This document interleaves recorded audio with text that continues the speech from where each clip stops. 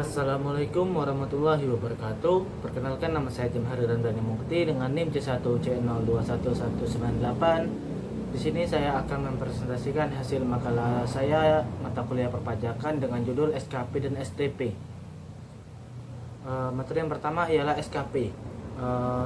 SKP adalah surat ketetapan yang meliputi surat ketetapan pajak kurang bayar atau SKPKB. Surat ketetapan pajak kurang bayar tambahan SKPKBT, surat ketetapan pajak nihil SKPN, atau surat ketetapan pajak lebih bayar atau SKPLB. SKP berfungsi sebagai sarana untuk melakukan koreksi fiskal terhadap wajib pajak yang nyata atau berdasarkan hasil pemeriksaan tidak memenuhi kewajiban formal dan atau material dalam memenuhi ketentuan perpajakan. Yang kedua, sarana untuk mengenakan sanksi perpajakan. Yang ketiga, sarana administrasi untuk melakukan penagihan pajak. Yang keempat, sarana untuk mengembalikan kelebihan pajak dalam hal lebih bayar. Terus yang kelima, sarana untuk memberitahukan jumlah pajak yang terhutang. Pengertian SKPKB, SKPKBT, SKPLB, dan SKPN.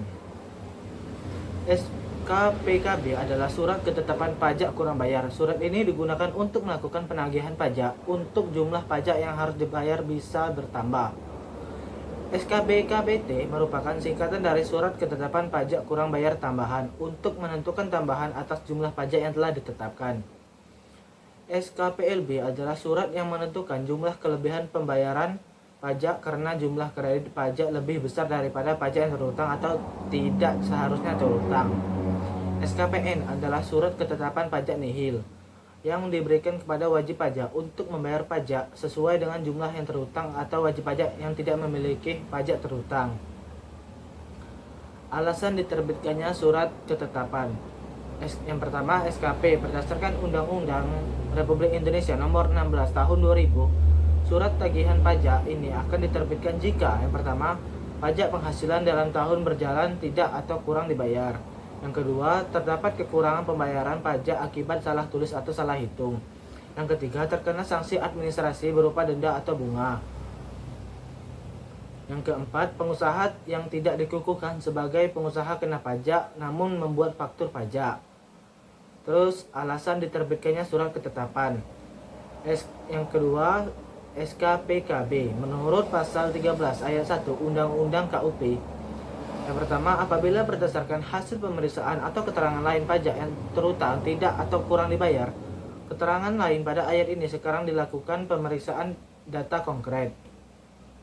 Yang kedua, alasan kedua diterbitkannya SKPKB adalah adanya surat teguran. Alasan yang ketiga diterbitkannya SKPKB adalah PPN atau PPNBM yang tidak seharusnya dikompensasi atau tidak seharusnya dikenai tarif 0% atau ekspor.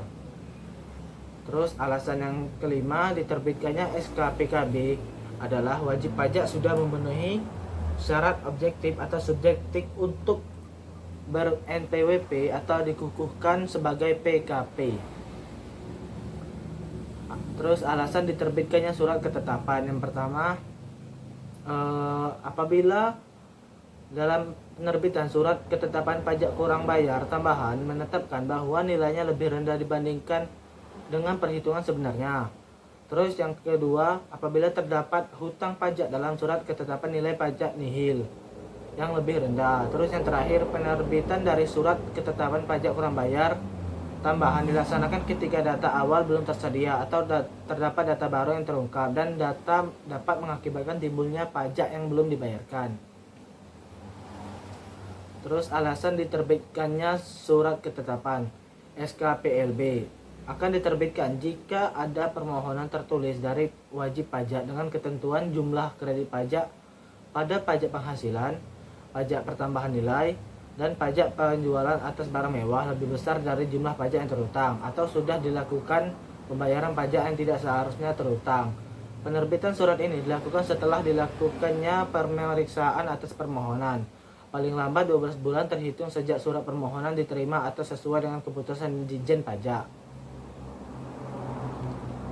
Terus alasan diterbitkannya surat ketetapan SKPN setelah Ditjen Pajak melakukan pemeriksaan surat pemberitahuan berdasarkan Undang-Undang Nomor 28 Tahun 2007, SKPN diterbitkan untuk pajak penghasilan jika jumlah kredit pajak sama dengan pajak yang terhutang atau pajak yang tidak terhutang dan tidak ada kredit pajak.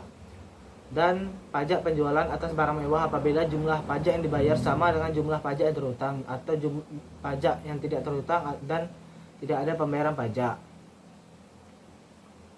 Terus sanksi dari SKP bunga sebesar 2% sebulan untuk maksimal 24 bulan, dan jika penerimanya merupakan pengusaha akan dikenakan 2% dari dasar pengenaan pajak. Sanksi SKPKB, sanksi administrasi berupa bunga sebesar 48% dari jumlah pajak yang tidak atau kurang dibayar. Sanksi dari SKPKBT, kenaikan 100% dari jumlah kekurangan pajak tersebut. Apabila dalam jangka waktu 5 tahun lewat, maka penambahan sanksi berupa bunga sebesar 48% dari jumlah pajak yang tidak atau kurang dibayarkan. Terus sanksi dari SKPLB, jika penerbitan terlambat, wajib pajak berhak mendapatkan bunga 2% sebulan terhitung sejak berakhirnya jangka waktu yang terhutang. Fungsi dan contoh kasus dan perhitungannya. SKP berfungsi sebagai sarana untuk menagih kekurangan pajak, mengembalikan jika ada kelebihan bayar pajak, memberitahukan pajak hutang, mengenakan sanksi administrasi perpajakan, serta menagih pajak. SKPKB berfungsi untuk koreksi atas jumlah yang terhutang menurut SPT, sarana untuk mengenakan sanksi, alat untuk menagih pajak. Sebagai contohnya bisa lihat soal sebagai berikut. Terus yang ketiga, SKPKBT, fungsinya menentukan tambahan atas jumlah pajak yang telah ditetapkan. Jadi munculnya surat ini dikarenakan adanya data baru yang belum terungkap pada saat Fiskus melakukan pemeriksaan sebelumnya pada tahun pajak yang bersangkutan, sehingga keberadaan surat tersebut akan menambah jumlah pajak yang terhutang yang harus dibayar oleh wajib pajak, baik itu pajak pribadi maupun wajib pajak badan. Contohnya bisa lihat di sini. Terus fungsi SKPLB sebagai sarana atau alat untuk mengembalikan kelebihan suatu pembayaran pajak yang telah dilakukan oleh wajib pajak. Contoh soalnya dan cara perhitungannya bisa dilihat ya. Terus yang kelima, fungsi dari SKPN untuk menentukan bahwa tidak ada pajak terhutang atau kredit pajak alias jumlah pokok pajak sama besarnya dengan jumlah kredit pajak.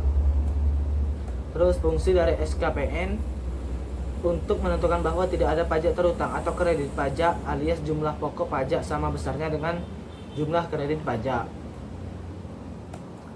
Materi yang kedua ialah STP.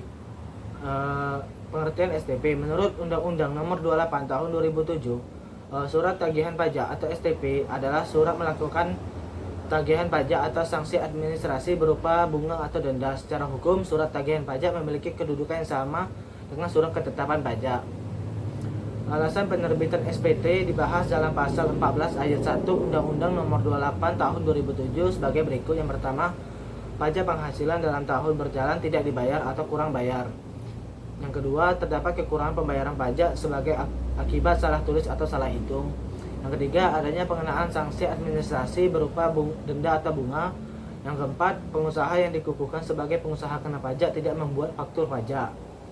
Terus sanksi STP sebagai berikut. Yang pertama, keterlambatan SPT tahunan PPh badan dikenakan denda sebesar 1 juta. Yang kedua, keterlambatan SPT tahunan PPh orang pribadi dan SPT masa lainnya sebesar 100.000. Terus yang ketiga, keterlambatan SPT masa PPN dikenakan denda sebesar 500.000.